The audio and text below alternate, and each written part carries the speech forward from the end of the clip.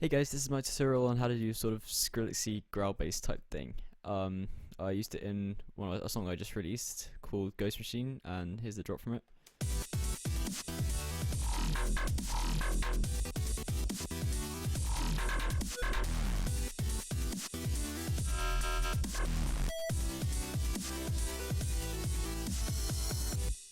Anyway, you kind of get the idea. It's this bass down here. Actually, no, this. And this track I actually resampled it, so it's not playing in the instrument track at the moment. And you hear over here as well. Yeah, so basically I'm going to show you how to make that sound today. So yeah, if I start off, if I start off in a new project, let's just see. Come on, have a good all day.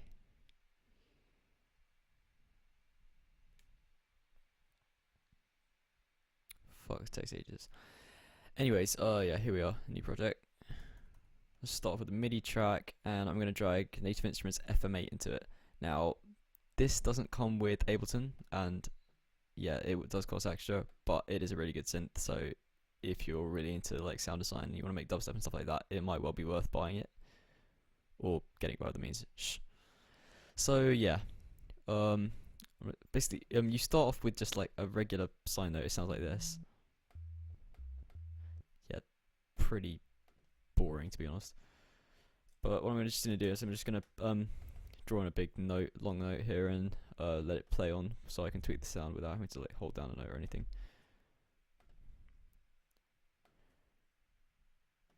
That sounds about right, and that's in the right range that we want to work in. So yeah, that's the starting point for the bass. Now, the thing about FM synthesis is that it's quite delicate, so you really need to be careful about how you set up the different things. Because see, if you drag if you feed one operator into another, it changes the sound like this. Now, yeah, that's not really exactly a Skrillex growl bass just yet, but we will eventually get there. So first I'm going to change to a triangle wave because it does have a slightly different sound, and so it's just a tiny bit more in the right direction we want to go. It's slightly edgier and sharper and more defined. And if I go to the spectrum analyzer here, you can see it change the waveform changing. Anyway, yeah, that's going to be the basis. So I'm going to turn this into an instrument rack actually, and then just take this parameter here and assign it to macro 1, like so. So now I can tweak it from here. And actually, I don't want it to start from the very bottom, because when when the growl is low, so to speak, I do want it to still have I don't want it to be sort of completely a sub bass. I want to have some sort of sound texture to it still. So yeah, that's going to form the basis of it. Thing is, that doesn't sound very vocal yet. To do that, we're going to feed another oscillator into it, but this one we're going to turn up the frequency quite a lot. So 32 is pretty good from my experience. And basically, you're going to feed this into oscillator F, but we don't want to overdo it because otherwise it will completely fuck over the sound. So we'll try this. See, first I'll turn up this, and then I'll feed in operator D. Now, as you can hear, it's adding loads of overtones to the sound, and you can see that in the spectrum analyzer as well. It's making it a little rougher. Now, basically, if you turn it up too high, it'll just completely make it sound really screechy and horrible. So, yeah, we want to keep it around the 30 mark, I reckon. And wait, we're also going to configure this parameter to be controlled by the macro as well, because that's going to be part of the movement. So, like so. But as you can see, at the moment it's turning it up way too high, so we want to go up to about there. Yeah, that looks pretty good. Now, as you can see, that's now turned it into a sort of generic yoi bass. I mean, it's not what we want, but it is a step in the right direction. And yeah, it's sounding a bit more vocal now. Next step is next step is to switch out the waveform of this operator D, because At the moment, it's the growl still doesn't sound very defined, and there's not much proper high-end detail to the sound. So if we switch to a 1+2+3 saw, it sounds a bit like this. Now you can see that sounds a bit sharper than it was with just the sine wave. See, sine wave, saw wave. Oops, my bad. Yeah, there we go. And as I did with the other one, I'm gonna make this start off so it's not completely at the bottom. There we go. Right, we're getting somewhere now. So, right, to turn this into more of a proper growl sound now, I'm gonna bring operator C into the equation. I'm just gonna feed this straight into operator D. We'll see what happens. Right, now that has changed the sound completely. Now, if we modulate it now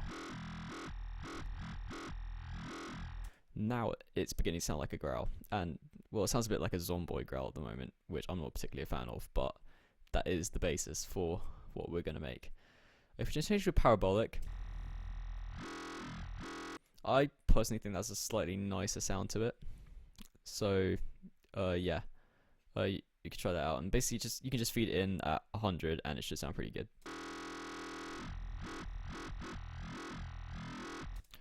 Right, we are getting somewhere. Now, I'm just going to fatten up a little bit, so I'm going to add some Unison. Don't want too much detune though. I'll pan it out a bit. And now I've got some stereo width to it.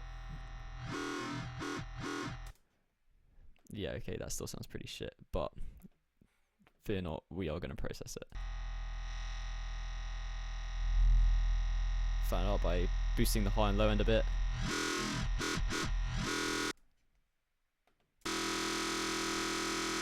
I'll turn down the volume a bit because it's clipping now.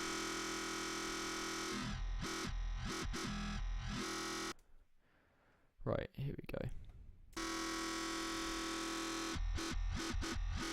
There we go. Right, now we move on to the processing, and the processing is actually an extremely important part of the sound, because as you can see, this is not exactly Skrillex yet. So first off, I'm going to use an EQ to sort of imitate the sort of vowel sound and sort of reinforce what FM8's already doing. So I'm going to add a little peak at around 1000 Hertz, like so, a little dip just here, and then another peak on the other side. And the peak on the lower end is going to be a bit broader. And I'm also going to create a little peak up here. And if I take this lower one and map the frequency to macro 1, it is moving way too much. So I'm gonna move it so it peaks around what sounds like the right place, like about here. Yeah, it sounds pretty good. And then just bring it up off the floor a little bit when it's at the low end. Right, so now it sounds like this.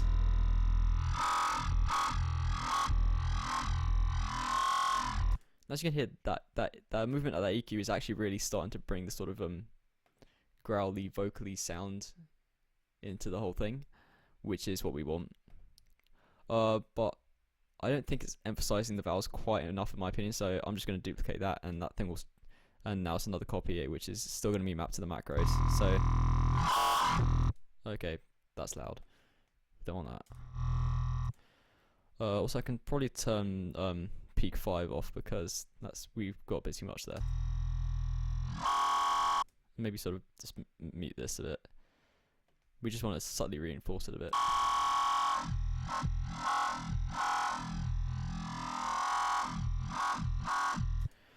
Right, now we're getting the right kind of idea, but for some reason it still sounds shit. Well, that's where isotope trash comes in. Right, we're just gonna add a bit of multiband distortion here. I'm not actually gonna do much. I'm just gonna put distortion on just the high end. So if we put the cutoff at around 1.3 kilohertz, that should work pretty well. I'm going to add a bit of fry distortion like this and turn it up quite high actually. So now it sounds like this.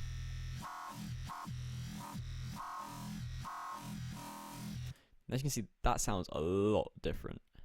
It sounds almost a lot more polished in a way, from what we had just before to what we have now. Yeah, but we still, I still don't think we have quite enough sort of grit to the sound. So we're just gonna add another isotope trash, and this one isn't gonna be multiband. It's just gonna be distortion across the whole thing. And we're gonna put amp drainer on this and sort of tweak the drive on it.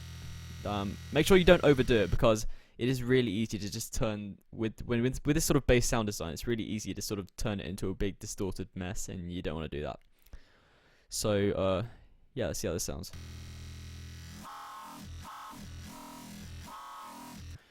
We are really starting to get somewhere now. So yeah, now I'm going to add a frequency shifter actually, because this is going to add a bit more of a sort of vocally sound to it. And we'd set the dry wet to 50%, like so, and then turn down the fine value very slowly. Now, as you notice, when it's on the low frequency, it starts to create this sort of phasing effect, but once this gets faster and faster, and you've got to make sure it's tuned so it doesn't make the note really distant, because you see if I detune it,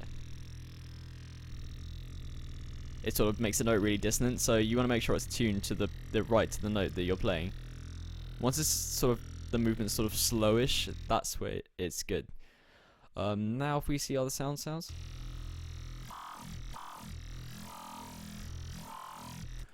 So now that is starting, sounds really good now, I think. So, and basically this frequency shifter has just added a bit more vocally-ness to the overall sound. So we went from this to this.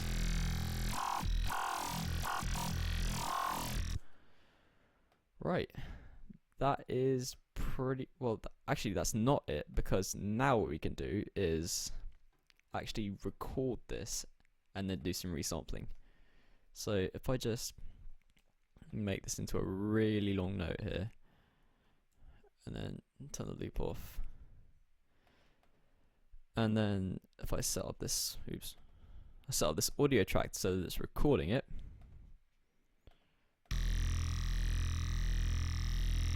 Right, now it's recording, so now I'm gonna make some, make some movement.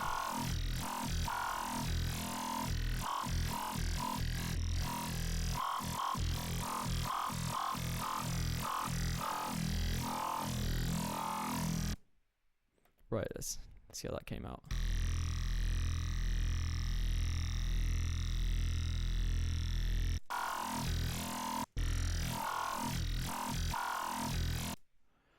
Yeah, now as you can see, it's now sort of recorded in. If I just consolidate that. Now what we can do is we can sort of chop this up and then sort of use Ableton's warping abilities to sort of create sort of rhythm out of what we created. Now I like quite to use the sort of the tones adaptation system, because it sort of preserves the grit in the sound, doesn't mess it up. And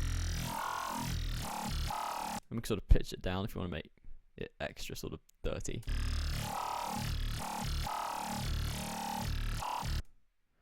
Let's see what we can do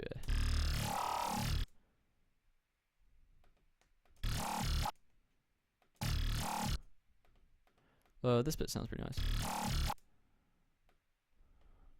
I'm just going to copy that and put it over here.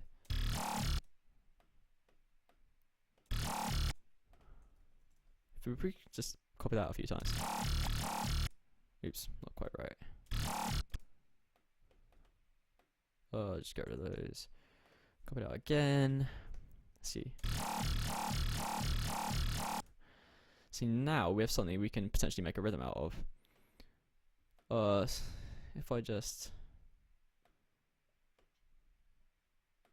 yeah, there we go. I'll just do a bit of chopping work and make a sort of little rhythm out of this.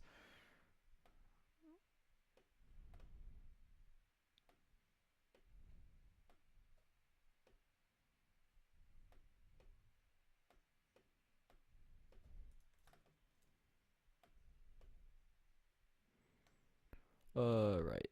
I'll just loop that bar.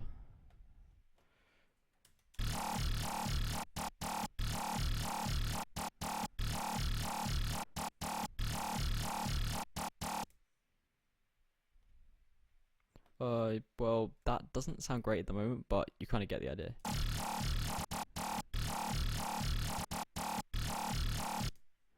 I think what the problem is that these are sort of taking a bit too bit too long to rise up. So I'm gonna warp these a bit. I'll just consolidate that, and then I'm gonna put a point there, and then sort of extend out the end of it. Oh, make sure it's still at the tones. Yeah.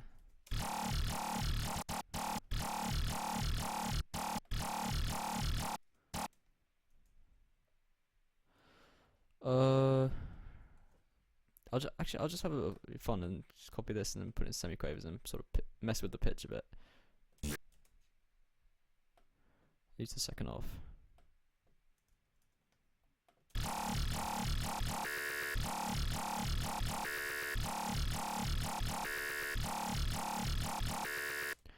Well, yeah, that's sort of a very basic thing, and yeah, but you get the idea of the kind of potential there is with that. So I could easily put a drum rhythm to that and sort of yeah, just mix it up a bit more and then sort of make it a bit more interesting.